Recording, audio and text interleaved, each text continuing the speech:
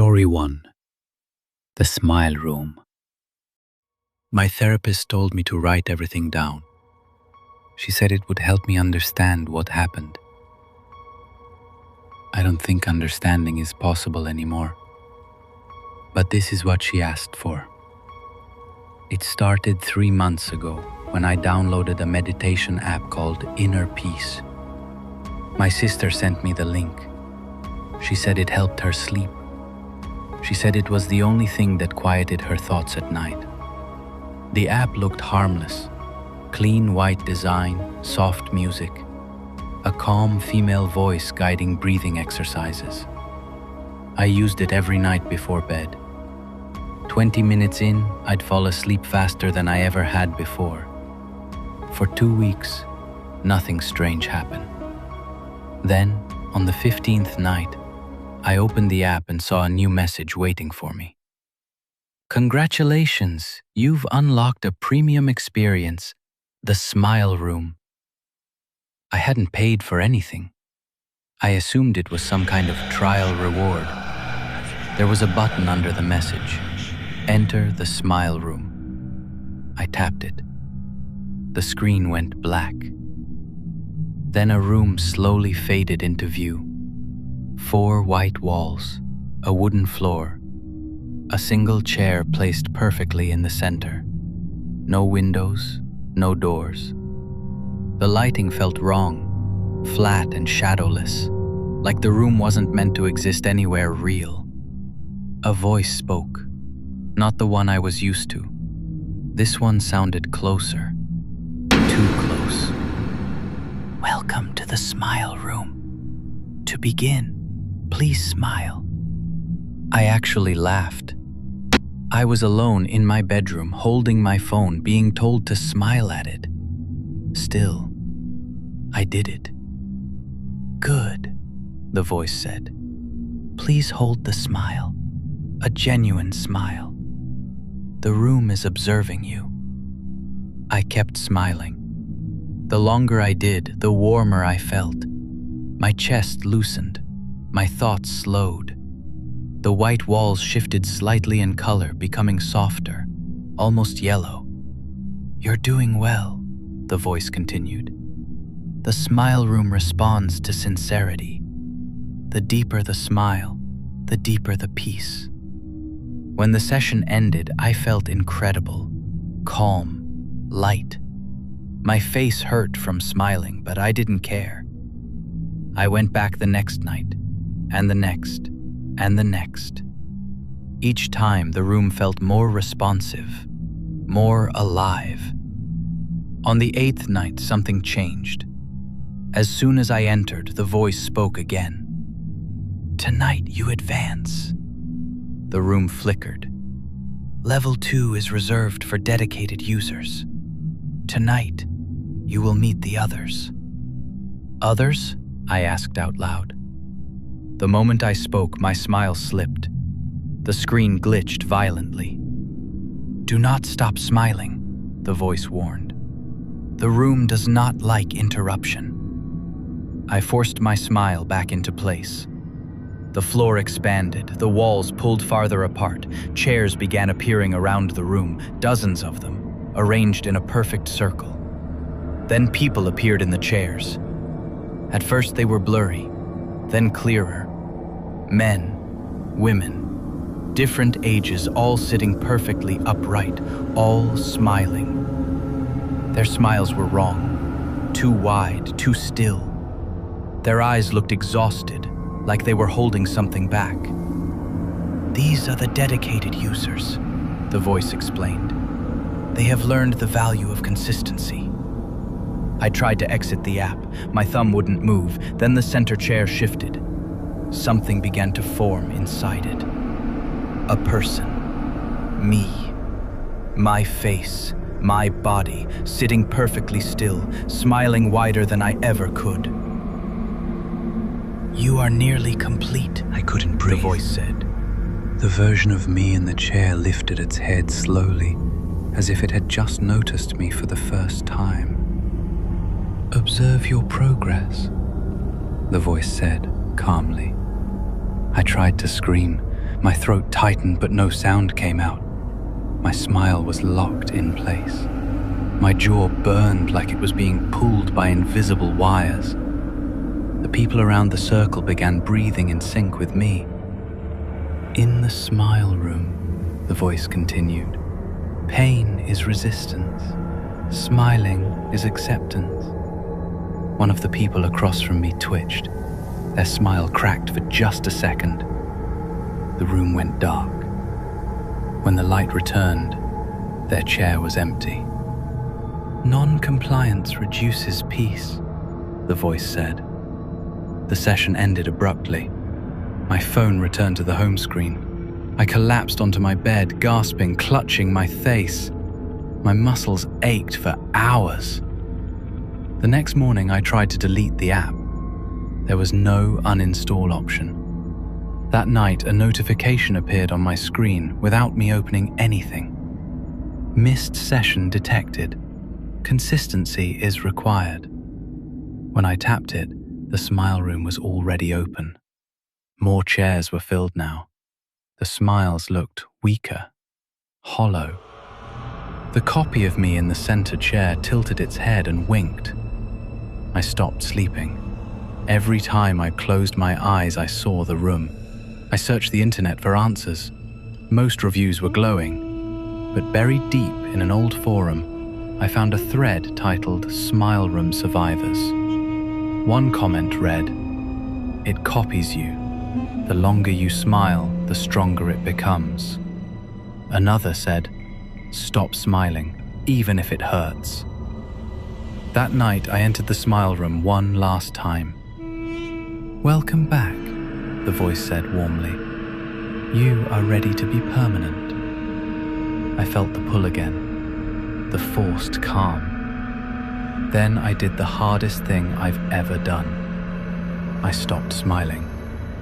Pain exploded across my face. The room shook violently. The people around me screamed silently. "Resume your smile," the voice demanded. I clenched my jaw and held still. The copy of me began to distort, its grin tearing unnaturally wide. The walls cracked like glass. Then everything went black. When I woke up, the app was gone. So was my sister. Her phone was still on her bed.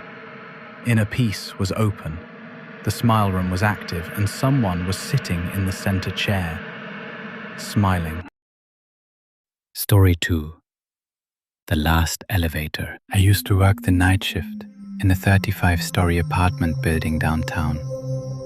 It wasn't a dangerous job, just quiet. Too quiet. The building was old, built in the late 70s. Concrete hallways, yellow lighting that never quite reached the corners. Most tenants were asleep by midnight, which meant my job mostly involved sitting at the front desk and watching security cameras. The only thing everyone complained about was the elevator. It was slow. Sometimes it skipped floors. Sometimes the door stayed open too long. And sometimes it stopped where it shouldn't. The first time it happened to me was around 2:17 a.m. I was alone at the desk when the elevator camera flickered. The feed showed the inside of elevator B, empty, lights buzzing softly. Then the floor display changed. It passed the lobby, past the basement, and kept going. The number panel went blank. Then a single word appeared where the floor number should have been. Last. The elevator stopped. The doors didn't open. They just sat there, slightly trembling, like something on the other side was breathing. Then the feed cut out. When the camera came back, the elevator was back in the lobby. Empty. Normal. Like nothing had happened. I reported it to maintenance the next morning. They laughed. Old wiring, they said. There's no last floor. I believed them. Until tenants started disappearing.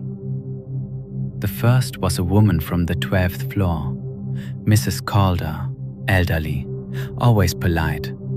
She waved at me every night on her way back from walking her dog. One night, she stepped into elevator B. The doors closed. She never came back out. Security footage showed the elevator going up, then down, then past the lobby. The floor display glitched. Last. The feed cut to static. Her dog was found the next morning, sitting patiently by the elevator doors. After that, I started watching the cameras more closely. The elevator never took children, never took groups, never took people who were talking on the phone. Only people who were alone, quiet, tired. People who didn't look like they'd fight back. And always after midnight. One night, around 3 a.m., I heard the elevator ding behind me. Slow, deliberate.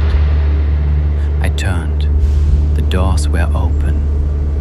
Inside, the lights were dimmer than usual. The walls looked longer, like the space inside had stretched. The floor display didn't show a number.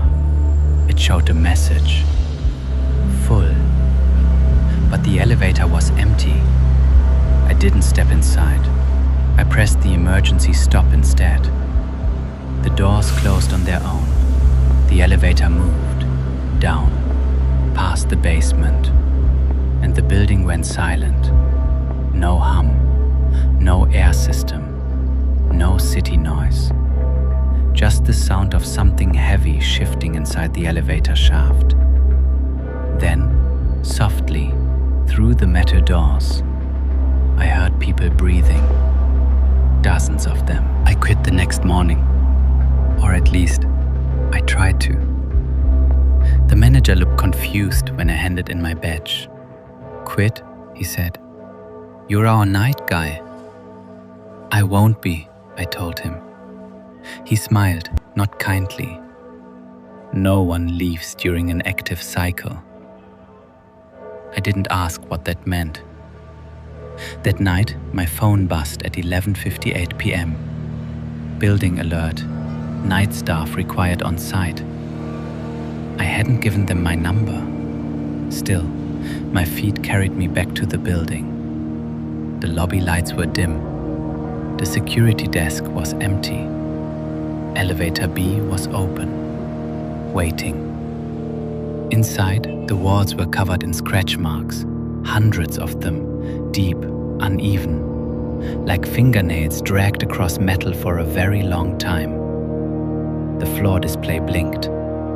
Last call. The doors began to close. I stepped inside. The moment the doors sealed, the elevator dropped. Not fast, not slow. Deliberate. The lights flickered, revealing faces pressed into the walls.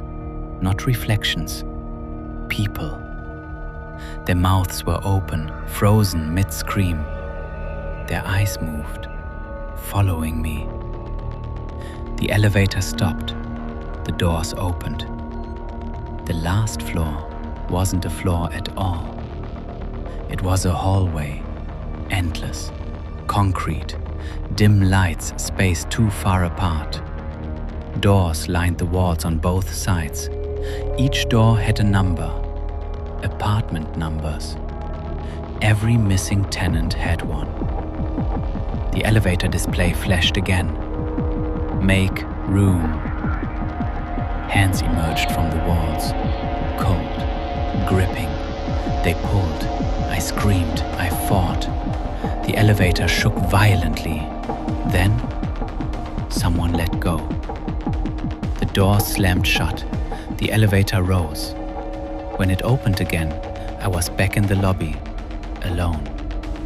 Security cameras showed me stepping out, calm, normal. But something had changed. The next night, I noticed the pattern shift. The elevator started taking people faster, more frequently. And sometimes, when it stopped at the lobby, the display didn't say last, it said my name. I don't work there anymore. I don't live anywhere near that building. But sometimes, late at night,